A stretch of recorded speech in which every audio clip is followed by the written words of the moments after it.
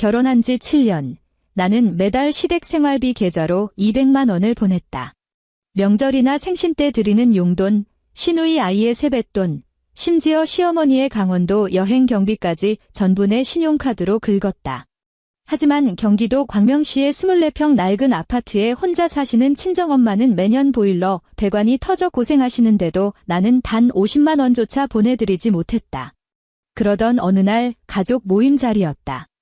시어머니는 모든 사람 앞에서 우리 지연이는 시집가서도 매달 엄마한테 돈을 보내니 정말 효녀다라며 시누이를 칭송했다. 그 옆에서 남편은 꼬리 흔들 줄 모르는 개를 보듯 나를 쳐다보며 말했다. 당신은 뭐 해? 얼른 기분 좀 안 내고? 나는 웃었다. 그리고 그 자리에서 11명의 가족이 보는 앞에 휴대폰을 꺼내 친정엄마에게 800만 원을 송금했다. 그 순간의 침묵은 한겨울 한강물보다 더 차갑게 식어버렸다. 하지만 그건 시작일 뿐이었다. 나는 지난 7년간의 모든 이체 내역을 넘겨보기 시작했다. 이야기를 시작하기 전 지금 어디에서 듣고 계시는지 댓글로 남겨주세요. 여러분의 공간에 늘 행운이 가득하기를 바랍니다. 이제 편안한 마음으로 제 이야기를 들어보세요. 수연아, 전 식기 전에 얼른 내와라. 지연이 곧 도착한다잖니? 시어머니 김순자 씨의 목소리가 거실에서 주방으로 날아들었다. 며느리 강수연은 방금 구워낸 생선전 마지막 한 접시를 프라이팬에서 건져내고 있었다. 이마에는 기름때와 열기가 엉겨붙었다. 새벽 6시부터 서서 오후 2시까지 앞치마에 물기는 마를 새 없이 젖었다 말랐다를 반복했다. 손등에는 뜨거운 기름이 튀어 빨간 점 2개가 선명하게 올라왔다.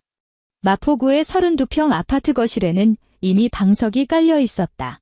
시아버지는 소파에 앉아 뉴스를 보고 있었고 텔레비전 소리는 주방의 물소리를 덮어버릴 만큼 웅웅거렸다. 미리 도착한 아주버님네 식구들은 식탁에 앉아 아이에게 귤을 까주고 있었고 아이들은 거실 바닥에서 카드를 던지며 놀고 있었다. 주방 안을 들여다보는 사람은 아무도 없었다. 남편 박정호가 방에서 나오며 셔츠 단추를 채웠다. 수현이 갈비찜을 들고 나오는 것을 보더니 미간을 찌푸렸다. 구절판은 수현이 냄비 받침 위에 갈비찜을 내려놓으며 뜨거운 냄비 손잡이에 대인 손가락을 얼른 뒤로 감췄다. 냉장고 윗단에 있어? 야채도 다 썰어놨고 밀전병도 덮어뒀으니까 이제 꺼내기만 하면 돼. 남편은 휴대폰을 내려다보며 건성으로 대답했다. 어머니가 지연이 그거 좋아한다고 하셨으니까 예쁘게 좀 담아. 명절인데 남부끄럽게 차렸다는 소리 안 나오게 신경 좀 쓰고. 수연은 대답하지 않았다. 다시 주방으로 돌아가 냉장고에서 커다란 원형 접시를 꺼냈다. 접시 테두리가 묵직하게 손바닥을 눌러왔다. 현관문 도어락 번호 누르는 소리가 들렸다. 엄마, 나왔어. 시누이 박지연의 목소리는 밝고 부드러웠다. 오후 1시가 넘어서야 도착한 그녀의 코트에는 구김 하나 없었고 정성스럽게 만 웨이브 머리는 찬바람을 뚫고 온 사람 같지 않게 완벽했다. 그녀의 손에는 백화점 종이백이 들려 있었다. 시어머니는 거의 버선발로 현관까지 달려나갔다. 어머, 우리 지연이 왔니? 날도 추운데 고생했다. 애들은? 시누이는 종이백을 건네며 웃었다. 애들은 오늘 친가에 먼저 보냈어요. 엄마, 이건 홍삼정인데 요즘 기운 없다고 하셔서 오는 길에 좀 샀어. 종이백 사이로 보이는 상자 구석에는 12만 8천 원이라는 가격표가 붙어 있었다. 시어머니는 그걸 보고 입가에 주름이 잡힐 정도로 환하게 웃었다. 아이고, 뭘 이런 비싼 걸 사왔어. 우리 지연이는 시집가서도 엄마 생각뿐이네. 수현이 구절판 접시를 들고 식당 입구에 서 있다가 그 목소리에 멈칫했다. 접시 위에 오이채 하나가 미끄러지자 차가운 접시를 손가락으로 다독이며 수현은 자기 손바닥에 땀이 배어 있다는 걸 깨달았다. 시누이는 코트를 벗고 거실 중앙에 앉으며 주방 쪽을 힐끗 보았다. 언니, 고생하셨어요. 우와, 오늘 진짜 많이 하셨네. 칭찬처럼 들렸지만 시누이는 일어날 기미가 없었다. 가방을 소파에 내려놓고 시어머니 옆에 딱 붙어 앉아 자기 시댁 이야기를 늘어놓기 시작했다. 시어머니는 지연의 손등을 토닥이며 연신 고개를 끄덕였다. 수현은 다시 주방으로 들어가 국솥 뚜껑을 열었다. 훅 끼쳐오는 뜨거운 김에 눈시울이 시큰거렸지만 수현은 눈물을 삼키며 눈을 깜빡였다. 지난 7년 동안 수현은 뼈저리게 깨달았다. 이 집 식구들이 말하는 고생했다는 말은 그저 내가 할 일을 했다는 뜻이며 언제나 부족하다는 뉘앙스가 깔려있다는 것을. 차례 음식을 겸한 설 오찬이 시작되자 식탁에는 11명이 둘러앉았다. 시어머니는 주방과 가까운 끝자락에 앉아 진두지휘를 했고 시아버지는 상석에서 가장 먼저 담아올린 국그릇을 받았다. 남편 정우는 수현의 옆에 앉아 술잔을 돌리며 이 집의 진정한 주인이라도 된 듯 굴었다. 수현이 자리에 앉을 때쯤엔 이미 다리에 감각이 없었다. 젓가락을 들어 밥을 한술 떴지만 이미 식어버린 밥알은 깔깔했다. 아침부터 지금까지 주방에서 마신 물 반 컵이 전부였다. 올해도 다들 고생 많았다. 시어머니가 잔을 들었다. 목소리는 낮았지만 힘이 실려 있었다. 그녀는 항상 가족 모임에서 모두를 집중시키는 법을 알았다. 아주버님이 먼저 맞장구를 쳤다. 어머니, 아버지가 건강하신 게 제일 큰 복이죠. 시어머니는 빙그레 웃으며 시누이 지연을 바라보았다. 효도라고 하면 난 올해 지연이한테 참 감동했다. 시집가서 제 살림하기도 바쁠 텐데 사위벌이도 뻔한 거 다 알면서 매달 엄마 쓰라고 30만 원씩 꼬박꼬박 보내주잖니. 한 번도 거른 적이 없어. 시누이는 수줍은 듯 고개를 숙이며 말했다. 엄마, 뭘 그런 걸 사람들 앞에서 말하고 그래요? 시어머니는 지연의 손을 토닥이다가 고개를 돌려 수연을 보았다. 그 눈빛은 날카롭지는 않았지만 차가웠다. 마치 한겨울 설거지통에 갑자기 손을 넣었을 때 느껴지는 그런 냉기였다. 딸은 역시 달라. 친정 생각하는 마음은 보면 딱 알거든. 식탁 위로 정적이 흘렀다. 동서가 아이에게 전을 잘라주었고 심해부는 휴대폰을 만지작거렸으며 시아버지는 귤 껍질을 정성스럽게 까고 있었다. 아무도 그 말에 대꾸하지 않았다. 수연은 고개를 숙인 채 밥만 밀어 넣었다. 젓가락 끝이 그릇에 부딪혀 달그락 소리를 냈다. 그녀는 오늘 아침 집을 나서기 전에도 이번 달 월급의 60%를 시댁 생활비 계좌로 이체했다. 200만 원 이체 메모에는 2월 생활비라고 적었다. 처음도 아니었고 마지막도 아닐 예정이었다. 매달 월급날 다음 날이면 어김없이 시어머니에게 전화가 왔다. 수현아, 관리비랑 가스비, 아버님 약값에 밑반찬 재료비까지 돈 들어갈 때가 천지다. 너희는 아직 애도 없는데 젊을 때 벌어서 부모한테 효도해야 복 받는 법이야? 처음엔 수연도 조심스럽게 말했었다. 어머니, 저희도 나중에 전세금 올릴 돈을 좀 모아야 해서요. 그러면 시어머니는 즉시 한숨을 내쉬었다. 정호가 밖에서 얼마나 고생하는데 너는 며느리가 돼서 돈 계산부터 하니? 그래야 집안이 집안 꼴이 되겠어? 그 후로 수연은 입을 닫았다. 식탁에서 남편이 술잔을 내려놓았다. 유리 잔 바닥이 식탁에 부딪히는 소리에 모두의 시선이 집중됐다. 지연이는 결혼하고도 엄마 생각해서 용돈도 보낸다는데 남편이 수연을 쳐다보았다. 마치 예의를 잊은 사람을 훈계하는 말투였다. 수연아, 당신도 어머니한테 성의 표시 좀 해야 하는 거 아니야? 수연의 젓가락이 허공에서 멈췄다. 그녀는 2초 동안 멍하니 남편을 바라보았다. 그 짧은 순간 식탁의 풍경이 눈에 들어왔다. 시아버지는 여전히 귤을 까고 있었고 접시 옆에는 하얀 귤락이 수북이 쌓여 있었다. 동서는 아이에게 편식하지 말라고 낮게 타이르고 있었다. 시누이는 수현을 보며 멋쩍은 듯 웃고 있었다. 마치 수현이 이 어색한 상황을 좋게 마무리해주길 기다리는 표정이었다. 시어머니는 등을 꼿꼿이 세우고 입가에 엷은 미소를 띠고 있었다. 그 자리에 앉은 그 누구도 남편의 말에 문제가 있다고 생각하지 않았다.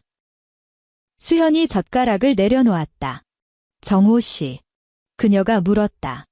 누구한테 돈을 보내라는 거야? 남편이 미간을 찌푸렸다. 당연히 우리 어머니지. 당신 오늘 왜 이래? 말귀를 못 알아들어? 수현이 휴대폰을 집어들었다. 그녀의 손가락 끝에는 기름 냄새가 배어 있었고 화면을 잠금 해제하는 손길은 차분했다. 은행 앱을 켜고 이체 화면으로 들어갔다. 즐겨찾기 목록에 있는 이름 하나를 눌렀다. 엄마. 친정엄마 이영숙 씨는 경기도 광명시의 24평 낡은 아파트에 산다. 그 집은 겨울만 되면 보일러 배관이 말썽이라 거실 바닥 한쪽이 늘 얼음장처럼 차갑다. 엄마는 전화할 때마다 늘 괜찮다고만 하셨다. 나 혼자 사는데 전기장판이면 충분해. 너는 시댁에서 잘 지내기만 해라. 나 때문에 시댁 식구들 눈치 보지 말고. 수연은 이체 금액칸에 숫자 800만을 입력했다. 남편이 뭔가 이상함을 감지하고 휴대폰을 뺏으려 손을 뻗었다. 뭐 하는 거야? 수연은 그의 손을 피하며 확인 버튼을 눌렀다. 경쾌한 알림음이 식탁 중앙에 작은 못을 박듯 울려 퍼졌다. 그녀는 화면을 남편에게 그리고 시어머니에게 보여주었다. 당신 말이 맞아. 수연의 목소리는 평온했다. 결혼해서도 친정엄마한테 효도해야지. 방금 우리 엄마한테 800만 원 보냈어. 시어머니가 들고 있던 젓가락이 된장찌개 뚝배기 속으로 툭 떨어졌다. 국물이 튀어 하얀 식탁보 위에 갈색꽃이 피어났다. 신우이가 먼저 소리를 질렀다. 언니, 진짜 보냈어요. 남편의 얼굴은 순식간에 불그락푸르락 변했다. 믿을 수 없다는 듯 수현의 휴대폰을 가로채 금액을 확인한 그의 손가락이 파르르 떨렸다. 당신 미쳤어. 800만 원. 당신 한 달 월급이 얼마인데? 수연은 휴대폰을 다시 빼서 무릎 위에 올려두었다. 350만 원 정도 되지? 그런데 무슨 생각으로 800만 원을 보내? 우리 계좌에 지금 잔고가 얼마 남았는지 알아? 남편이 목소리를 낮추며 으르렁거렸다. 이마에는 핏대가 솟았다. 알지. 수연이 그를 똑바로 쳐다보았다. 우리 적금 통장에 원래 4,300만 원 있었어. 7년 동안 내가 모은 돈. 남편이 쾅 하고 식탁을 내리쳤다. 옆에 있던 아이가 깜짝 놀라 동서 품으로 파고들었다. 그게 왜 내 돈이야? 우리 부부 공동 재산이지. 그러니까 우리 돈이라고 했잖아. 수연은 휴대폰 테두리를 천천히 만지작거렸다. 시댁 생활비로 얼마 썼는지, 지연이 애들한테 얼마 썼는지, 어머니 여행 보내드리고 보약해드리고 제사 비용으로 얼마 썼는지 내가 가계부 다 적어놨어. 그런데 오늘 처음으로 우리 엄마한테 돈 좀 썼다고 이 난리인 거야? 시어머니의 안색이 어둡게 가라앉았다. 수현아, 명절에 꼭 이래야겠니? 수현이 시어머니를 향해 몸을 돌렸다. 소리를 높이지도 웃지도 않았다. 어머니, 정호 씨가 저보고 성의 표시 좀 하라고 했잖아요. 저는 남편 말 잘 들은 것뿐이에요. 식탁은 그 어느 때보다 고요해졌다. 거실 너머 텔레비전에서는 고속도로 정체가 심하다는 아나운서의 목소리만 평온하게 흘러나왔다. 시아버지가 귤을 내려놓으며 헛기침을 했다. 밥이나 먹자. 명절에 무슨 말싸움이냐. 하지만 이미 아무도 밥을 먹을 기분이 아니었다. 식사는 서둘러 마무리되었다. 신우이는 아이가 시댁에서 울고 있다는 핑계를 대며 남편을 끌고 먼저 자리를 떴다. 아주버님네 식구들도 서둘러 일어났다. 동서는 나가기 전 수현을 한번 쳐다보았지만 그 눈빛에는 곤란함과 엮이고 싶지 않다는 안도감이 섞여 있었다. 주방에서 설거지를 하고 있을 때 시어머니가 수현의 뒤에 섰다. 너 오늘 정호 망신을 얼마나 줬는지 아니? 수도꼭지에서 뜨거운 물이 쏟아져 나왔다. 수현은 국그릇 하나를 건조대에 올렸다.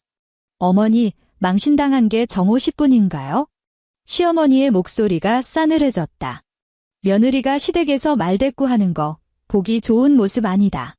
수현은 물을 잠그고 수건으로 손을 닦았다. 뒤돌아보지 않고 말했다. 설거지 다 끝냈습니다. 저희 먼저 가볼게요. 시어머니는 수현의 뒷모습을 노려보았지만 더는 말을 잇지 못했다. 집으로 돌아가는 차 안에서 남편 박정호는 운전대를 쾅쾅 내리쳤다. 마포대교 위에 가로등 불빛이 창밖으로 휙휙 지나갔고 검게 변한 한강 물결이 간간히 빛을 반사했다. 가족들 앞에서 나를 병신으로 만들었어. 남편이 이를 갈며 말했다. 800만 원. 당신 뇌에 문제 있어? 수현은 창문에 머리를 기댄 채 무릎 위에 손을 올리고 있었다. 차 안에는 남편의 술 냄새와 옷에 밴 담배 연기 냄새가 가득했다. 그럼 당신은 가족들 앞에서 나를 불효자식 취급할 때 내 체면은 생각했어? 남편은 5초 동안 침묵했다. 신호등 앞에서 차가 급정거했고 안전벨트가 수현의 어깨를 강하게 압박했다. 그건 다르지. 남편이 고개를 돌려 소리쳤다. 당신은 우리 집으로 시집 온 사람이잖아. 수현은 천천히 고개를 돌려 그를 보았다. 그래서 우리 엄마는 엄마도 아니라는 거야? 남편은 욕이라도 뱉으려는 듯 입을 벌렸지만 초록불이 켜지고 뒷차가 경적을 울려댔다. 그는 가속 페달을 거칠게 밟았고 차가 앞으로 튀어나갔다. 집에 도착하자마자 수현은 욕실로 들어갔다. 뜨거운 물이 어깨에 닿자 기름 냄새와 음식 냄새가 씻겨 내려갔다. 손등에 생긴 빨간 점은 이미 작은 물집으로 변해 있었다. 수건으로 몸을 닦고 잠옷을 입고 나오니 남편이 거실 소파에 앉아 수현의 휴대폰을 들고 있었다. 비밀번호 바꿨어? 남편이 고개를 들며 물었다. 수현은 복도 끝에 멈춰섰다. 내 휴대폰은 왜 만져? 부부 사이에 못 볼 게 뭐가 있어? 남편은 휴대폰을 탁자 위에 팽개쳤다. 이제부터 큰돈 쓰는 건 무조건 나랑 상의해. 수현이 걸어와 휴대폰을 집어들었다. 시댁에 돈 보낼 때 당신은 나랑 상의한 적 있어? 남편이 벌떡 일어났다. 그의 키가 수현을 위협하듯 내려다보았다. 그건 내 부모님이고 오늘 내가 보낸 것도 내 부모님이야. 남편은 손을 들어 수현의 얼굴을 가리키려다 공중에서 멈췄다. 말도 안 되는 소리 하지 마. 당신 오늘 선세계 넘었어. 수현은 한참 동안 그를 바라보았다. 문득 피곤함이 몰려왔다. 단순히 싸워서 생긴 피로가 아니라 7년 전 어느 날부터 지금까지 끌어온 긴 피로였다. 그녀는 더 대꾸하지 않고 침실로 들어갔다. 남편은 거실을 서성거리며 몇 번이나 전화를 걸었다. 수현은 침대에 누워 남편이 낮은 목소리로 통화하는 소리를 들었다. 엄마, 일단 화내지 마시고 제가 알아서 할게요. 오늘 그냥 갑자기 미쳤나 봐요. 수현은 눈을 감고 이불을 가슴까지 끌어올렸다. 이불 커버에서는 그녀가 2주 전에 세탁해 햇볕에 말린 은은한 세제 냄새가 났다. 이 집의 모든 천, 모든 그릇, 모든 고지서가 그녀의 손을 거쳤다. 그런데 남편은 전화기에 대고 그녀가 미쳤다고 말한다. 마치 고장난 가전제품에 대해 이야기하듯이. 다음 일주일 동안 시어머니는 매일 전화를 걸었다. 이제 수현에게 직접 걸지 않고 남편에게 걸었다. 마치 이 순간부터 수현은 대화가 가능한 상대가 아니라 훈육이 필요한 대상이 된 것처럼. 화요일 밤 야근을 마치고 돌아온 수현은 현관등이 꺼져 있는 것을 보았다. 신발을 갈아 신는데 서재에서 시어머니의 목소리가 들려왔다. 남편이 스피커폰을 켜둔 모양이었다. 정호야, 내 마누라 좀 단속해라. 800만 원이라니. 친정 엄마한테 그 돈 보낼 때 우리 집 대출금이 매달 180만 원씩 나가는 건 생각도 안 한 거니? 걔는 이 집에 마음이 있긴 한 거야? 남편이 낮게 대답했다. 알아요, 엄마. 아직 애도 없는데 벌써 저러면 나중엔 어쩔 거니? 돈 관리는 내가 딱 쥐고 있어? 여자들이 푼돈 좀 번다고 지가 이 집 주인인 줄 착각한다니까? 수현은 신발장에 손을 얹은 채 그대로 서 있었다. 코트 소매 사이로 바깥에 찬 공기가 스며들었지만 움직이지 않았다. 남편이 전화를 끊고 나오다 수현을 발견했다. 미안해하는 기색은커녕 식탁 위에 A4 용지 한 장을 탁 내던졌다. 앞으로 집안 경제권은 내가 관리해. 월급 카드 내놔. 종이 위에는 손글씨로 가정재무관리 협약서라고 적혀 있었다. 내용은 노골적이었다. 수현의 월급이 들어오면 전액 남편 지정 계좌로 이체할 것, 가계 지출은 남편이 통제할 것, 수현의 개인 소비가 일정 금액을 넘으면 사전에 허락을 맡을 것, 친정 관련 지출은 부부 합의하에 결정할 것. 수현은 그 종이를 들어 2번 정독했다. 이거 누가 썼어? 남편이 팔짱을 끼며 말했다. 내가 썼어. 이게 모두를 위해 좋은 방법이야? 모두가 누군데? 남편이 짜증 섞인 목소리로 말했다. 말꼬리 잡지 마. 부부인데 내가 돈 관리하는 게 뭐가 문제야? 지난번에 홧김에 800만 원이나 보내버리는 사람한테 내가 어떻게 카드를 맡겨? 수현은 종이를 식탁 위에 내려놓고 구석을 반듯하게 맞췄다. 월급 카드 못 줘. 남편의 안색이 급격히 어두워졌다. 다시 말해봐. 못 준다고. 그리고 다음 달부터 시댁 생활비 계좌로 보내던 200만 원도 안 보낼 거야. 남편이 헛웃음을 터뜨렸다. 당신이 안 보낸다고 끝날 일이야? 어머니는 어떡하고? 아버님 약값은? 대출금은? 수연이 그를 똑바로 쳐다봤다. 그 대출금 누구 명의야? 남편이 말을 멈췄다. 시댁 아파트는 시부모님 명의였고 대출도 시부모님 이름으로 되어 있었다. 이른바 우리 집 대출금이라던 것은 지난 7년 동안 수현의 월급에서 빠져나갔다. 처음엔 1년만 도와달라고 하더니 나중엔 어차피 가까이 사는데 부모님 편안하셔야 너희도 마음 편하지 않겠니? 라는 말로 굳어졌다. 수연은 그 집 열쇠 하나 가져본 적이 없었다. 그녀가 아는 건 비밀번호뿐이었다. 요리를 하러 갈 때, 제사 준비를 할 때, 김치 냉장고 정리를 하러 갈 때마다 시어머니가 미리 보내주는 숫자들. 남편이 고개를 돌렸다. 지금 우리 집이랑 계산기 두드리겠다는 거야? 수현이 고개를 끄덕였다. 그날 밤 남편은 거실에서 잤다. 수현은 그를 깨우지 않았다. 침실 책상 앞에 앉아 노트북을 켜고 은행 사이트에 접속했다. 지난 7년간의 거래 내역을 한 페이지 한 페이지 엑셀로 내려받았다. 새벽 정적 속에 프린터가 가동되는 소리가 들렸다. 종이가 한 장씩 뱉어질 때마다 수연은 형광펜으로 항목을 표시했다. 2018년 3월 시부모님 제주도 여행비 189만 원. 2019년 8월 시누이 출산 축의금 및 조리원비 분담금 320만 원. 2020년부터 2023년까지 매달 생활비 200만 원씩 48개월, 총 9,600만 원. 시어머니 강원도 여행, 시아버지 치과 치료 차액, 시누이 아이 돌잔치 금반지, 제사 장보기 비용, 명절 세뱃돈, 보약, 가전제품 교체비. 어떤 건 몇십만 원 정도로 크지 않았지만 그것들이 모여 지난 7년 동안 그녀의 계좌에서 끊임없이 피를 뽑아가는 보이지 않는 관이 되어 있었다. 밤을 꼬박 새워 계산한 금액은 총 1억 3,800만 원이었다. 수현은 47장의 서류를 정리해 투명 파일에 넣었다. 출근할 때 가방에 깊숙이 넣었고 회사에 도착하자마자 서랍 안에 넣고 열쇠를 잠갔다.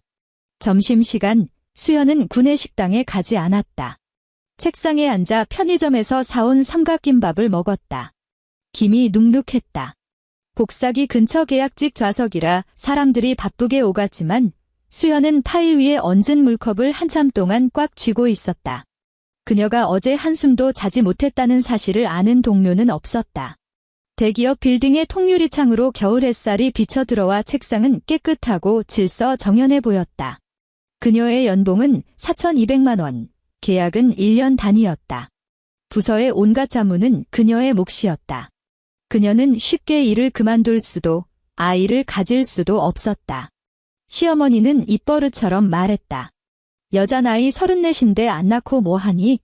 나중에 몸 고생한다. 애 나오면 내가 봐줄게. 대신 내 월급은 멈추면 안 된다. 요즘 애 키우는 게 다 돈이지 뭐. 남편은 옆에서 항상 고개를 끄덕였다.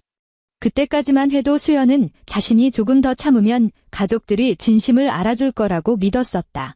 오후 3시, 시누이가 가족 단톡방에 메시지를 올렸다. 언니, 요즘 스트레스가 너무 많으신 거 아니에요? 제가 좋은 심리 상담사 하는데 소개해 드릴까요? 정호 오빠가 언니 요즘 감정이 너무 불안정하다고 하더라고요. 뒤에 웃는 얼굴 이모티콘이 붙었다. 시어머니가 곧장 답장을 보냈다. 나도 너무 걱정이다. 수연아, 몸이랑 마음 다 잘 챙겨야 해. 동서는 말이 없었고 시아버지는 내용을 보지도 않은 듯 엄지척 이모티콘을 보냈다. 수현은 화면 위로 손가락을 멈춘 채 그 글자들을 빤히 쳐다보았다. 갑자기 깨달음이 왔다. 그들은 800만 원 때문에 화가 난 게 아니었다. 다음 단계를 위한 밑작업을 하는 중이었다. 며느리가 불안정하다면 그녀의 거절, 그녀의 장부, 그녀가 내뱉는 모든 말은 그저 정서적 문제로 치부될 수 있기 때문이었다. 수연은 휴대폰을 엎어놓았다. 몇 초 뒤, 다시 뒤집어 그 대화 내용을 캡처했다. 그리고 지훈이라는 이름의 새 폴더를 만들어 저장했다. 단톡방에는 아무런 답장도 하지 않았다. 금요일 점심시간, 수연은 강남의 한 법률 사무소를 찾았다. 엘리베이터 안에는 은은한 향수 냄새가 났고 거울 속에 자신을 보았다. 검은 코트, 낮은 굽의 구두, 눈 밑에 옅은 다크서클. 접수처에서 서류를 작성할 때 그녀는 혼인, 재산, 정신적 피해라고 적었다. 한 변호사는 40 중반쯤 되어 보였고 말투가 차분했다. 수연의 설명을 다 듣고 난 변호사는 안경을 치켜 올렸다. 혼인 기간 중 형성된 공동재산은 원칙적으로 기여도에 따라 나눕니다. 보통 50대 50에 가깝지만 고정된 수치는 아닙니다. 수연은 고개를 끄덕이며 47장의 이체 내역을 밀어놓았다. 제 수입이 오랜 기간 남편의 원가족 지출에 쓰였다는 걸 증명할 수 있다면, 그리고 그게 필수적인 생활비가 아니라 제 의사와 상관없는 지출이었다면 의미가 있을까요? 변호사는 첫 페이지를 넘겼다. 10분 동안 사무실에는 종이 넘기는 소리만 들렸다. 바깥에서 누군가 손님을 맞는 낮은 소리와 커피 머신 돌아가는 소리가 났다. 변호사가 뒷장으로 갈수록 미간이 점점 좁아졌다. 매달 200만 원씩 이렇게 오랫동안요? 네. 남편분의 수입은요? 남편은 우리가 사는 아파트 대출금 일부와 생활비를 담당했어요. 하지만 시댁 관련 지출은 대부분 제가 보내게 했죠. 명절, 여행, 지연이네 아이 선물까지 거의 제 신용카드로 결제했습니다. 거절해 보신 적은 없나요? 수현은 무릎 위에 손을 얹고 치맛자락을 꽉 쥐었다.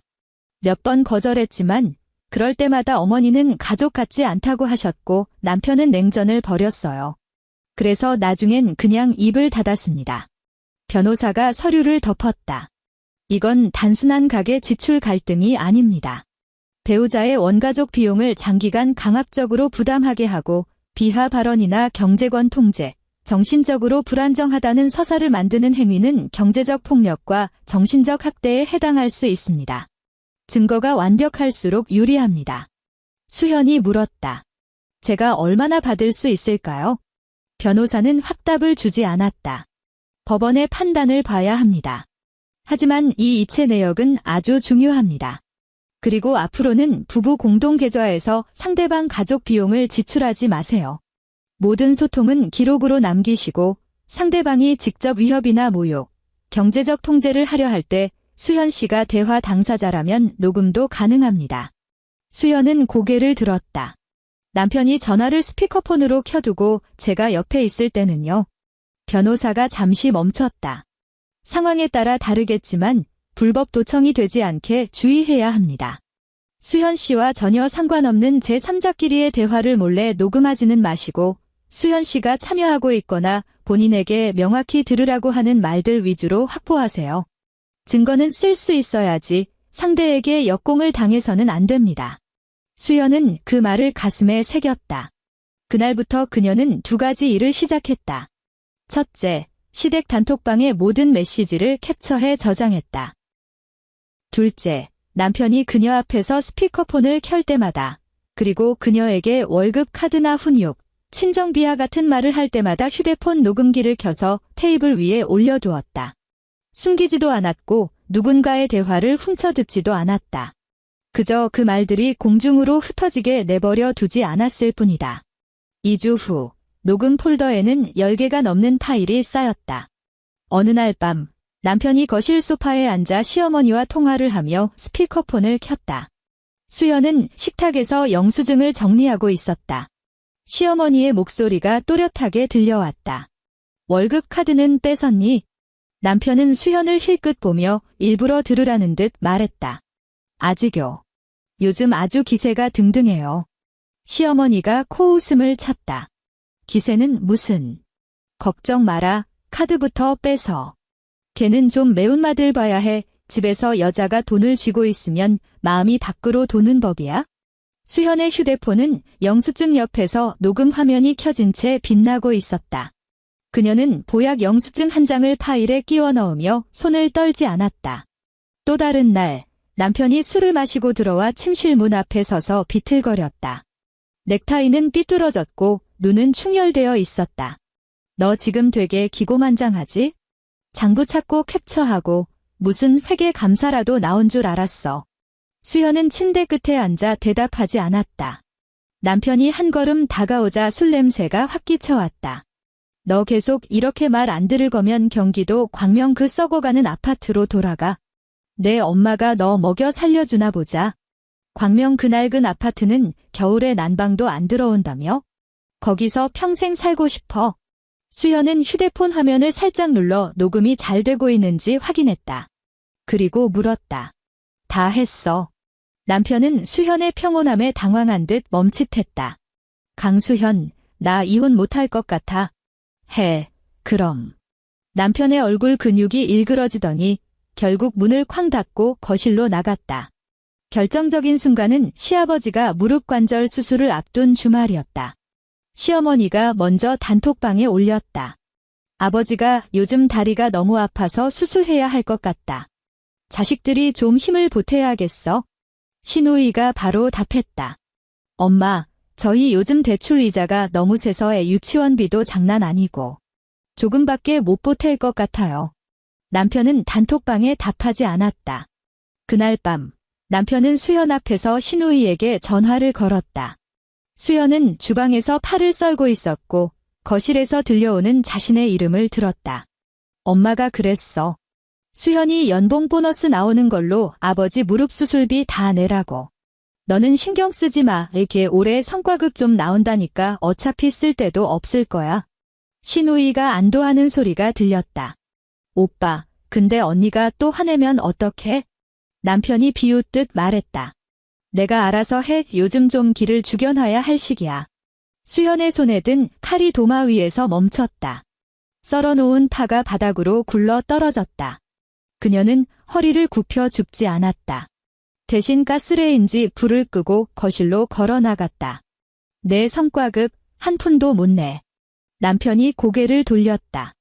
전화는 아직 끊기지 않은 상태였다. 너 엿듣고 있었어? 스피커폰 켰잖아. 수연은 화면에 떠있는 신우이의 이름을 빤히 쳐다보았다. 지연 씨, 아버지 수술인데 자식들이 분담해야 하면 지연 씨도 내야지. 전화 너머로 짧은 정적이 흐르더니 신우이의 목소리가 금세 나긋나긋해졌다. 언니, 저도 내고 싶죠. 근데 저희 집 사정 아시잖아요. 애 키우는 게 얼마나 드는지 언니도 잘 아시면서. 수현이 말을 잘랐다. 모르고 알 필요도 없어. 앞으로 지연 씨네 집 어려움, 내 월급 명세서에 올리지 마. 남편이 전화를 뚝 끊고 일어났다. 당신 진짜 갈수록 가관이다. 수현은 휴대폰 녹음 파일을 저장하며 이름을 붙였다. 성과급, 무릎 수술. 이번에는 남편도 그녀의 행동을 똑똑히 보았다. 그의 눈빛이 변했다. 너 지금 녹음한 거야? 수현이 휴대폰을 들어 올렸다. 당신이 내뱉은 말들 하나도 안 놓치고 다 저장 중이야. 남편이 휴대폰을 뺏으려 손을 뻗었지만 수현은 뒤로 한 걸음 물러났다. 감히 나를 녹음해? 당신이 감히 그런 말을 했으니까 나도 저장하는 거야? 남편의 손이 허공에 멈췄다. 그는 처음으로 목소리만 높이면 사과하던 아내가 더는 그 자리에 없다는 사실을 깨달은 듯했다.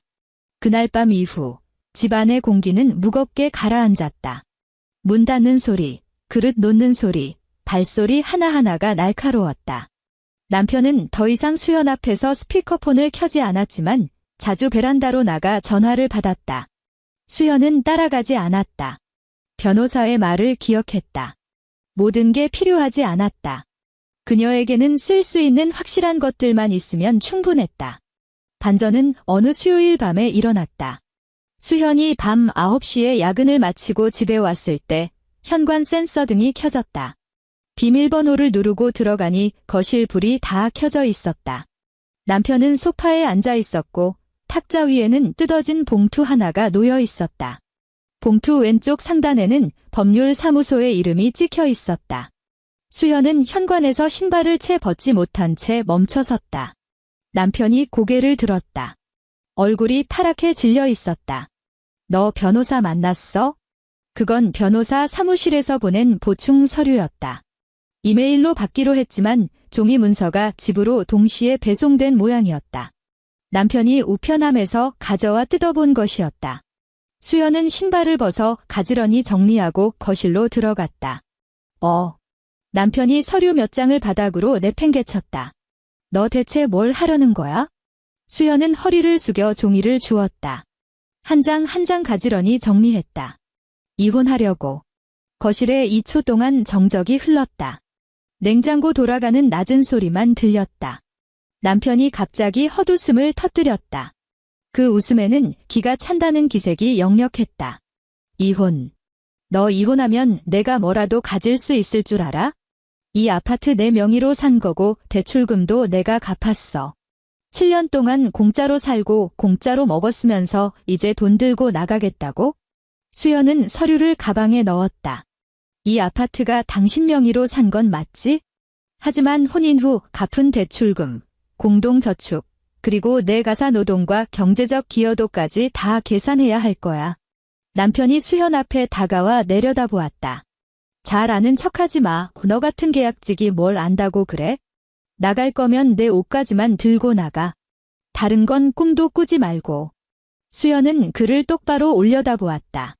7년 만에 처음으로 그의 환한 얼굴이 전혀 무섭지 않다는 걸 깨달았다. 남편의 분노는 항상 거대한 벽 같았고 수연은 부딪힐 때마다 뒤로 물러났었다. 하지만 지금 그 벽은 여전해도 수연의 손에는 문을 여는 열쇠가 있었다. 정호 씨. 수연이 말했다. 말은 바로 해야지. 남편이 미간을 찌푸렸다. 수연은 가방끈을 어깨로 고쳐 매며 덧붙였다. 이제 아무것도 없는 건 당신이야. 다음 날 오전, 수연은 반차를 냈다. 변호사와 함께 이혼 소송장을 접수했다. 정리된 이체 내역, 단톡방 캡처본, 녹음 파일 목록이 첨부되었다. 녹음 파일이 담긴 USB는 작은 투명 봉투에 담겼고 성과급, 무릎 수술 같은 라벨이 선명하게 붙어 있었다. 변호사는 소송이 빨리 끝나지 않을 거라고 경고했다. 재산 분할, 위자료, 상대방의 반소까지 지루한 싸움이 될 거라고 했다. 수연은 고개를 끄덕였다. 알고 있습니다. 법원을 나올 때 하늘은 회색빛이었다. 수연은 횡단보도 앞에서 친정엄마에게 전화를 걸었다. 엄마는 전화를 금방 받으셨다. 수연아, 이 시간에 웬일이니? 밥은 먹었어? 수연은 수화기 너머로 작게 들리는 텔레비전 소리를 들었다. 엄마 혼자 계신 게 분명했다. 엄마. 수연은 잠시 멈췄다가 말했다. 나 당분간 엄마 집에서 지내도 돼? 전화 너머가 몇 초간 조용해졌다. 정호랑 싸웠니? 나 이혼하려고. 엄마는 왜냐고 묻지 않으셨다. 잠시 후 의자 끄는 소리가 들렸다. 그럼 와야지. 방은 좀 좁아도 내 이불은 다 있다. 수연은 횡단보도 앞에 서서 지나가는 차들을 바라보았다. 휴대폰을 쥔 손가락 끝이 하얗게 변할 정도로 힘을 주었다. 엄마, 미안해. 지난번에 보낸 800만 원 말이야. 그 돈 한 푼도 안 썼어. 엄마의 목소리는 떨리고 있었다. 돈 들어온 거 보고 가슴이 철렁하더라. 전화하고 싶어도 너 시댁 눈치 보일까 봐 꾹 참았어. 수연아, 엄마는 내가 뭘 보충해주길 바라는 게 아니야? 그냥 너만 몸 성이 돌아와라. 수연은 자신의 신발 끝을 내려다보았다. 먼지가 조금 묻어 있었다. 응. 같은 날, 수연은 남편이 전혀 예상치 못한 일을 하나 더 저질렀다. 가계부를 정리하며 발견한 몇 가지 이상한 영수증 자료를 남편 회사의 준법감시팀에 제출했다. 그 자료는 훔친 게 아니었다. 남편이 법인카드 사용 알림을 가족 공용 메일로 연동해 두었던 적이 있었고 영수증 증빙을 도와달라며 수연에게 넘겨주면서 삭제하는 걸 잊었던 것들이었다. 또한 집 서랍에 쑤셔 박아둔 영수증 중에는 시어머니의 보약과 여행 경비로 쓰인 내역들이 선명하게 남아있었다. 총액은 약 780만 원이었다. 수연은 제보 메일에 짧게 적었다. 법인카드를 사적 용도로 가계 지출에 사용한 의혹이 있어 제보합니다. 첨부 파일에는 영수증 사진과 가게 지출 내역을 대조한 표가 담겼다. 전송 버튼을 누르기 전 수연은 화면을 한참 동안 바라보았다. 이건 부부 싸움이 아니었다. 시댁과의 갈등도 아니었다. 남편 스스로 넘지 말아야 할 선을 넘은 결과였다. 예전에 그는 수현의 월급을 시댁 전용 수도꼭지처럼 쓰더니 이제는 회사의 카드까지 수도꼭지로 삼았던 것이다. 다만 이번에는 물이 흘러가서는 안 될 곳으로 흘러갔을 뿐이다. 그녀는 전송을 눌렀다. 그날 밤 남편은 집에 들어오지 않았다. 밤 11시가 넘어서야 짧은 메시지가 왔다. 감히 나를 찔러. 당신 후회하게 될 거야. 수연은 그 메시지를 캡처해 변호사에게 보냈다. 변호사는 바로 답장했다. 대응하지 마세요. 저장만 해두세요. 그녀는 그대로 했다. 며칠 뒤 남편은 회사에서 정직 처분을 받고 조사를 받게 되었다. 정직 통지서가 내려온 날 밤 그는 소주 2병을 마시고 비틀거리며 집에 들어왔다. 현관문을 열다 신발장에 부딪힌 그의 손에는 편의점 비닐봉지가 들려 있었다. 수연은 침실에서 캐리어를 정리하고 있었다. 지퍼가 열린 가방 안에는 옷 몇 벌과 서류 파일들이 들어 있었다. 남편은 침실 문 앞에 서서 충혈된 눈으로 수연을 보았다. 당신 나한테 왜 이래? 내가 당신 남편이잖아. 수연은 스웨터 하나를 차곡차곡 접어 가방에 넣었다. 고개도 들지 않았다. 가족 모임에서 나보고 성의 표시하라고 할 때 당신은 내가 당신 아내라는 생각 한 번이라도 했어? 남편은 문틀을 붙잡으며 어깨를 축 늘어뜨렸다. 난 그냥 말 한마디 한 것뿐이야. 그런데 당신은 법원에 가고 우리 회사에 찌르고 나를 아주 망하게 하려는 거야? 수연은 가방 지퍼를 반쯤 닫았다. 내가 당신 법인카드를 긁으라고 시킨 적 없어. 남편이 손으로 얼굴을 쓸어내렸다. 그거 푼돈이야. 다들 그렇게 써? 당신 회사는 그렇게 생각 안 하는 모양이더라. 남편이 2걸음 다가오며 목소리를 죽였다. 수연아, 우리 이러지 말자. 제보 취소하고 소송도 취하해. 내가 엄마한테 잘 말할게. 앞으로 200만 원 안 보내도 된다고. 그 800만 원도 돌려달라고 안 할게. 우리 다시 시작하자. 수연이 드디어 고개를 들었다. 남편의 얼굴에는 눈물 자국과 술기운 섞인 비굴함이 가득했다. 7년 전 결혼할 때 그는 예식장 뒷방에서 수연의 높은 구두를 벗겨주며 내가 평생 잘할게 라고 말했었다. 그때 수연은 행복이 월급날 차곡차곡 모으는 적금처럼 쌓이는 건 줄 알았다. 하지만 시간이 흐른 뒤 알게 된 사실은 어떤 사람이 말하는 우리 속에는 그녀의 친정엄마도 그녀의 수고도 처음부터 포함되어 있지 않았다는 점이다. 다시 시작하자고? 수연이 물었다. 남편은 절실하게 고개를 끄덕였다. 우리 이혼하지 마. 당신도 이제 34인데 다시 시작하는 게 쉽겠어? 나도 커리어 망가지면 안 되잖아. 당신이 취하해주면 우리 정말 잘 지내보자. 수연은 마지막 파일을 가방에 넣었다. 당신이 하는 모든 말은 여전히 당신 자신만을 위한 계산뿐이네. 남편의 표정이 굳었다. 수연은 가방 지퍼를 마저 잠그고 현관으로 끌고 나갔다. 28인치 캐리어 바퀴가 바닥 사이 틈을 지날 때마다 투박한 소리를 냈다. 7년 동안 살았던 집에서 그 소리는 낯설게 울렸다. 남편이 문 앞까지 따라왔다. 너 지금 나가면 다시는 들어올 생각 마. 수연은 코트를 입고 목도리를 두른 뒤 휴대폰으로 택시를 불렀다. 뒤돌아보지 않았다. 다시 들어오려고 나가는 거 아니야? 엘리베이터가 도착하고 문이 천천히 열렸다. 수연은 캐리어를 끌고 들어갔다. 남편은 문틀을 잡은 채 서 있었지만 더는 쫓아오지 않았다. 엘리베이터 문이 닫히기 직전 수연의 눈에 마지막으로 들어온 건 거실 탁자였다. 그 위에는 남편이 마시다 만 술병과 구겨진 가정재무관리 협약서가 놓여 있었다. 택시는 경기도 광명시로 향했다. 밤이라 차가 저거 창밖에 가로등 불빛이 빠른 속도로 뒤로 밀려났다. 수연은 뒷좌석에 앉아 캐리어 손잡이를 꽉 잡았다. 택시기사는 아무것도 묻지 않고 히터 온도를 조금 높여주었다. 엄마 집에 도착했을 때는 이미 자정이 넘은 시간이었다.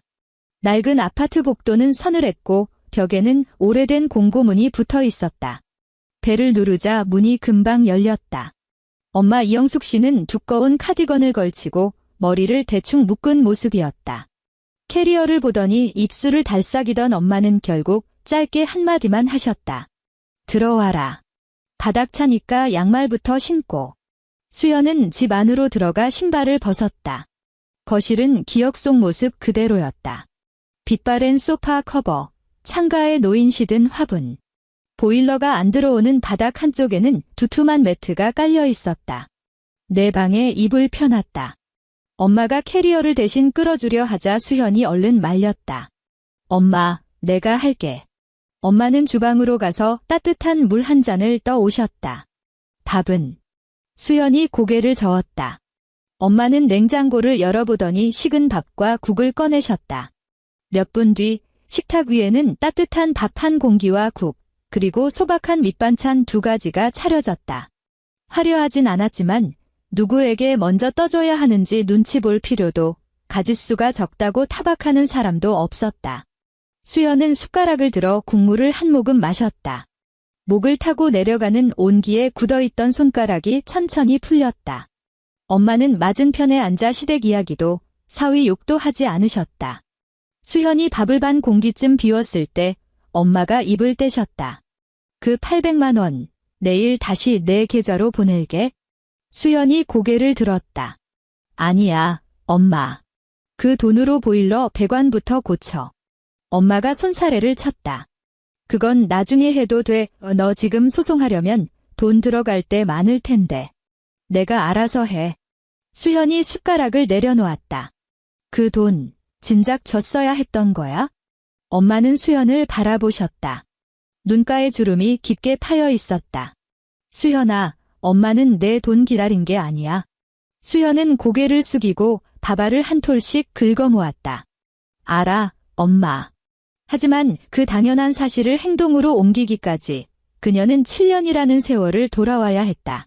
이혼 소송이 법정으로 넘어갔을 때는 꽃샘 추위가 기승을 부리던 시기였다. 수현은 광명에서 법원까지 지하철을 타고 버스를 갈아타며 이동했다. 출근길 인파 속에 섞여 파일 가방을 가슴에 꼭 안았다. 그 안에는 변호사가 정리한 증거들이 가득했다. 남편은 반소를 제기했다. 수현이 부부 공동 재산을 무단으로 이체했다며 800만 원을 문제 삼았다.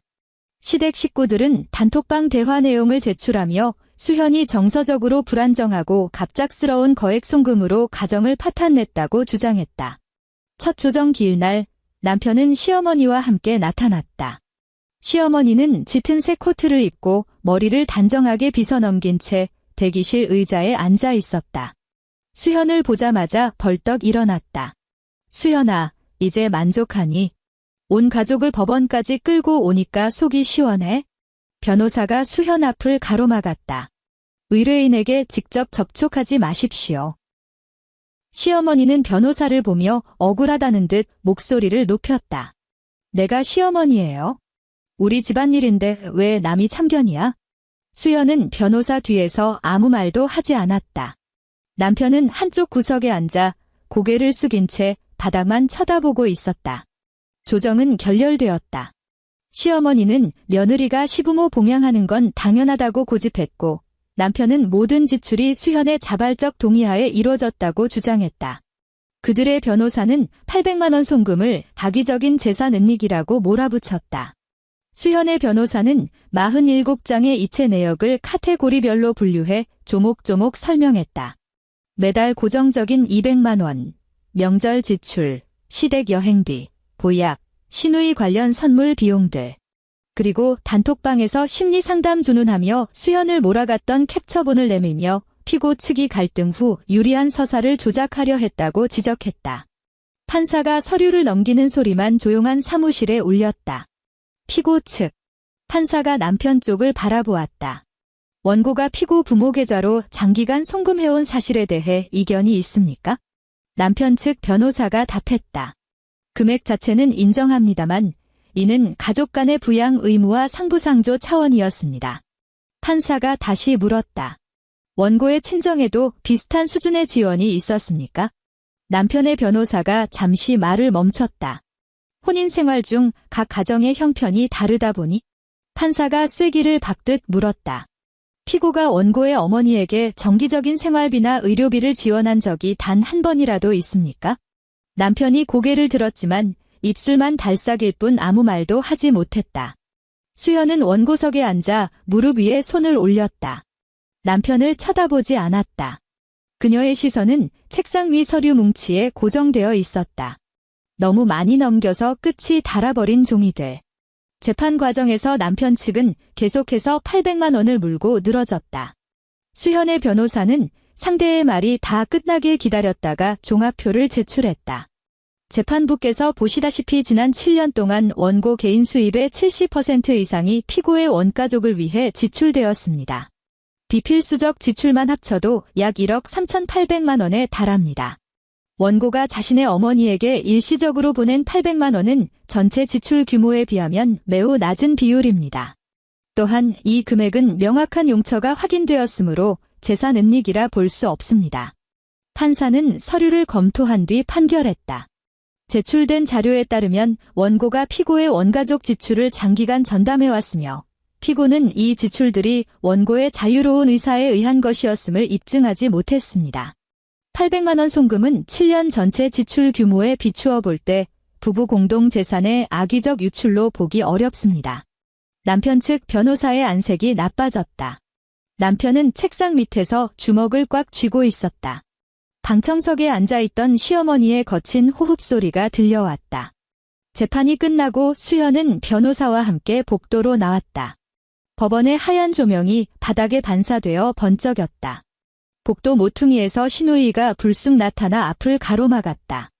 그녀는 오늘도 베이지색 코트에 작년 생일날 수현이 자발적으로 선물했던 명품 플랫슈즈를 신고 있었다. 당시 백화점에서 2번이나 신어보며 좋아하던 신우이 옆에서 시어머니는 수현아, 지연이가 애 보느라 고생인데 올케가 이 정도는 해줘야지라고 거들었었다. 수현이 카드를 긁을 때 신우이는 고맙다며 수현을 껴안았었다. 언니가 최고예요. 라며 웃던 그 얼굴은 이제 없었다. 신우이의 눈은 충혈되어 있었고 목소리는 떨렸다. 언니, 정말 꼭 이렇게까지 해야겠어요? 우리 엄마는 이 일 때문에 밤잠도 못 주무시고 혈압까지 오르셨어. 오빠는 회사에서 조사받고 있고. 언니, 한 번만 오빠 체면 봐서라도. 수현은 걸음을 멈췄다. 변호사는 수현을 한 번 쳐다보더니 서두르지 않고 기다려주었다. 수현은 신우이의 신발 끝을 보았다. 깨끗하고 흠집 하나 없는 구두. 문득 광명 낡은 아파트에서 양말을 2켤레씩 껴 신고 괜찮다고 말하던 친정엄마의 모습이 떠올랐다. 지연 씨. 수현은 가장 정중한 경어를 썼지만 가장 먼 타인을 대하듯 불렀다. 어머니께 전해줘요. 난 이제 그 진며느리 아니라고. 난 그냥 강수현이에요. 앞으로 할 말이 있으면 변호사 통해서 연락하세요. 신우이의 얼굴이 하얗게 질렸다. 언니, 어떻게 저를 그렇게 불러요? 수현은 더 대꾸하지 않았다. 신우이를 지나쳐 변호사와 함께 엘리베이터로 향했다. 문이 닫히기 전 마지막으로 본 신우이는 복도 한가운데 멍하니 서서 가방끈만 만지작거리고 있었다. 명절마다 미리 와서 전을 부치고 아이 선물을 챙겨주고 단톡방에서 내내 거리던 올케가 이제 더는 그곳에 없다는 사실을 그녀는 처음으로 실감한 듯 보였다. 남편 회사의 조사 결과는 이혼 판결보다 더 빨리 나왔다. 법인카드 사적 사용 금액은 대기업 기준으로는 아주 큰 액수가 아니었지만 항목이 나빴다. 보약, 여행 상품, 사적인 식사 비용들을 고객 접대비로 허위 보고한 것이 준법 감시팀의 레이더에 걸렸다. 회사는 무관용 원칙에 따라 처분을 내렸다. 해고. 남편이 해고 통지서에 서명하던 날 회의실에 한참 동안 앉아 있었다고 들었다. 인사팀의 지시에 따라 자기 자리를 정리해 박스 하나를 들고 회사 로비를 빠져나갔다. 엘리베이터에서 알아본 동료들이 있었지만 아무도 아는 척하지 않았다. 그날 밤 시어머니가 수연에게 전화를 걸어왔다. 수연은 발신 번호를 확인하고 받지 않았다. 전화는 끊겼다 다시 울리기를 반복했다. 세 번째 벨이 울릴 때 수연은 휴대폰을 변호사에게 넘겼다. 잠시 후 변호사가 문자 캡처본을 보내왔다. 시어머니가 보낸 장문의 메시지였다. 시작은 이랬다. 이 독한 거사, 내가 내 아들 앞길을 완전히 망쳐놨구나. 변호사의 답장은 짧았다. 박순자 씨, 계속해서 모욕적이고 명예훼손적인 발언을 하실 경우 추가적인 손해배상을 청구하겠습니다. 앞으로는 대리인을 통해 연락하십시오. 그 후로 시어머니의 문자는 더 이상 오지 않았다. 친정엄마는 옆에서 사과를 깎다 멈추고 물으셨다. 또 욕하더냐? 수연은 휴대폰을 내려놓으며 말했다. 변호사님이 처리했어요. 엄마는 사과를 예쁘게 깎아 수연 앞으로 밀어주셨다. 좀 먹어라. 수연은 사과 한 조각을 집어 들었다. 아삭하고 새콤한 맛이 입안에 퍼졌다. 그녀는 천천히 사과를 씹어 삼켰다. 광명 아파트 보일러 공사는 드디어 시작되었다. 수연은 800만 원 중 일부로 먼저 계약금을 치렀다. 공사하는 며칠 동안 거실 바닥이 다 뜯겨나가고 먼지가 가득했다. 엄마는 돈 아깝다며 보일러 기사님께 고장난 부분만 고치면 안 되냐고 계속 물으셨다. 기사님이 대답했다. 한 군데만 고치면 내년에 다른데 또 터져요. 수현이 옆에서 단호하게 말했다. 전부 다 교체해주세요. 엄마가 수현을 쳐다보자 수현은 견적서를 접으며 덧붙였다. 엄마, 이번엔 아끼지 마. 엄마는 입술을 달싹이다가 결국 알았다고 하셨다. 주방으로 가서 기사님들 드릴 물을 따르시는데 컵을 하나 덜 가져오신 걸 알고 다시 돌아가셨다. 엄마의 뒷모습이 예전보다 더 굽어 보였다. 이혼 판결은 초여름이 오기 전 확정되었다. 재판부는 혼인 기간 중 공동 저축 4,300만 원에 대해 수현의 기여도가 월등히 높다는 점과 남편의 경제적 통제 및 부당한 대우가 인정된다고 판단했다. 저축액 중 수현이 70%인 3,010만 원을 가져가게 되었고 남편은 위자료로 2천만 원을 지급하라는 판결이 내려졌다. 총 5,010만 원. 인생을 완전히 바꿀 수 있는 큰 돈은 아니었다. 변호사 비용을 내고 엄마 집 수리비를 치르고 나면 남는 건 그리 넉넉지 않았다. 하지만 그건 수현이 태어나서 처음으로 가져본 오로지 자신만을 위한 독립 자금이었다. 판결 후 마지막 서류 서명을 위해 법률 사무소 아래에서 남편을 만났다. 그는 예전보다 살이 빠지고 얼굴이 검게 타 있었다. 머리는 짧게 깎았고 몸에 맞지 않는 헐렁한 점퍼를 입고 있었다. 수현을 보자 그가 멈춰섰다. 이제 만족해? 수현은 가방에 서류를 넣으며 대답했다. 그 말 참 여러 번 물어보네. 남편은 원망 섞인 그러면서도 피로에 찌든 눈으로 수현을 보았다. 우리 엄마 지금 혈압 때문에 고생하고 계셔. 지연이도 시댁에서 너 때문에 얼굴 못 들고 다닌다고 난리고. 너 혼자 돈 챙겨 나가니까 내가 이긴 것 같지? 수현은 바로 걸음을 옮기지 않고 남편을 물끄러미 바라보았다. 정호 씨, 난 한 번도 당신 이기려고 한 적 없어. 남편이 비웃었다. 그럼 뭔데? 멈추고 싶었을 뿐이야. 수현이 말했다. 내 월급도, 내 시간도, 우리 엄마도 당신 집안의 제일 끝 순위로 밀려나는 거, 이제 그만하고 싶었어. 남편은 반박하려는 듯 입을 움찔거렸지만 이번에는 예전처럼 우리 집으로 시집왔으면 당연한 거 아니야 라는 말을 내뱉지 못했다. 그 말은 이미 법정에서, 녹음 파일 속에서, 그리고 판결문 속에서 수없이 부정당한 낡은 논리였기 때문이다. 수현은 뒤도 돌아보지 않고 걸어갔다. 뒤에서 따라오는 발소리는 없었다. 그녀는 회사 근처 고시원에서 2달을 지냈다. 방은 침대 옆에 캐리어 하나 놓으면 꽉 찰 정도로 좁았다. 옆방에서 통화하는 소리가 들리고 복도에는 늘 라면 냄새가 났다. 하지만 그곳에는 안에서 잠글 수 있는 문이 있었다. 시어머니가 비밀번호를 누르고 들어오지도 않았고 남편이 협약서 같은 종이를 내미는 일도 없었다. 계약직 업무는 여전히 바빴다. 이혼했다고 해서 삶이 갑자기 쉬워지지는 않았다. 오히려 통근거리, 이사 준비, 수리비 정산 같은 현실적인 문제들이 매일매일 그녀를 압박했다. 부서 동료가 조심스럽게 물었다. 혼자 지내면 힘들지 않아요. 수연은 엑셀 파일을 저장하며 고개를 들었다. 힘들어요. 동료는 당황한 듯 말을 아꼈다. 수현이 미소 지으며 덧붙였다. 근데 그 힘든 게 온전히 내 거예요. 그해 겨울은 일찍 찾아왔다. 수연은 노원구에 작은 원룸 하나를 얻었다. 전세금 3천만 원. 이 집주인 할아버지는 계약할 때 혼자 사는지 몇 번이나 확인했다. 중개인은 계약서 조항을 하나하나 짚어주며 보증금 반환 조건과 관리비를 설명해 주었다. 수현은 모든 페이지를 사진 찍어 저장했고 원본은 폴더에 소중히 끼워 넣었다. 이사하는 날, 짐은 캐리어 하나와 종이 박스 2개가 전부였다. 박스 하나에는 옷이, 다른 하나에는 서류와 그릇 몇 개가 담겼다. 엄마는 기어코 따라오시겠다며 직접 만든 밑반찬을 한 봉지 들고 오셨다.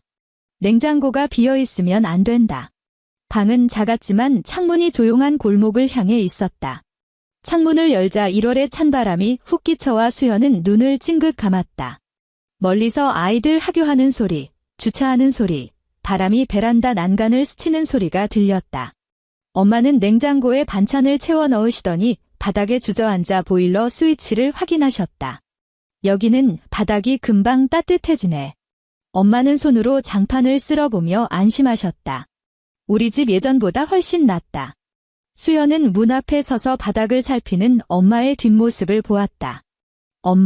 엄마네 집도 이제 따뜻해. 엄마가 허리를 펴며 웃으셨다. 맞다. 밤에 잘 때 발바닥이 뜨거워서 아직 적응이 안 되더라. 두 사람은 함께 침대 시트를 깔았다. 수연이 직접 고른 차분한 색깔의 시트였다. 엄마가 한쪽 끝을 잡고 수연이 반대쪽을 잡아 팽팽하게 당겼다. 시트를 매트리스 밑으로 꾹꾹 눌러 넣는 동안 방 안에는 바스락거리는 소리만 가득했다. 누구도 거실에서 밥 달라고 외치지 않았고 물건 비싸게 샀다고 타박하지 않았으며 시집간 여자는 참아야 한다는 소리도 하지 않았다. 3달쯤 지나 날씨가 풀리기 시작했다. 금요일 오후 예전 동료에게서 메시지가 왔다. 수연 씨, 내 친구가 강남에서 치킨 시켰는데 배달원이 전 남편분인 것 같아요. 사진 보니까 진짜 비슷해. 첨부된 사진은 흐릿했다. 헬멧을 쓴 남자가 고개를 숙인 채 배달 가방을 들고 서 있었는데 옆모습이 남편과 닮긴 했다. 수연은 그 사진을 3초 동안 바라보았다. 사진을 확대하지도 누구에게 전달하지도 않았다. 그녀는 메시지를 삭제하고 휴대폰을 내려놓았다. 퇴근 후 노원구의 작은 원룸으로 돌아왔다. 도어락 번호를 누르자 띠리릭 소리와 함께 문이 열렸다. 방금 가동을 시작한 보일러 덕에 바닥이 미지근했다. 코트를 벗어 문 뒤에 걸고 냉장고를 열었다. 엄마가 지난주에 보내주신 반찬들과 탄산음료 한 병이 있었다. 그녀는 음료수를 꺼내 캔을 땄다. 촤악하는 기포 소리가 시원하게 울렸다. 한 모금 마시자 얼음처럼 차가운 단맛이 목을 타고 넘어갔다. 창밖의 노을은 평범했다. 유모차를 밀고 가는 사람, 편의점의 밝은 조명. 휴대폰은 조용했다. 싱크대에는 아침에 마신 컵 하나만 놓여 있었다. 테이블 위에는 보일러 공사잔금 영수증과 전세계약서, 복사본이 나란히 놓여 있었고 폴더의 이름표에는 이렇게 적혀 있었다. 강수현.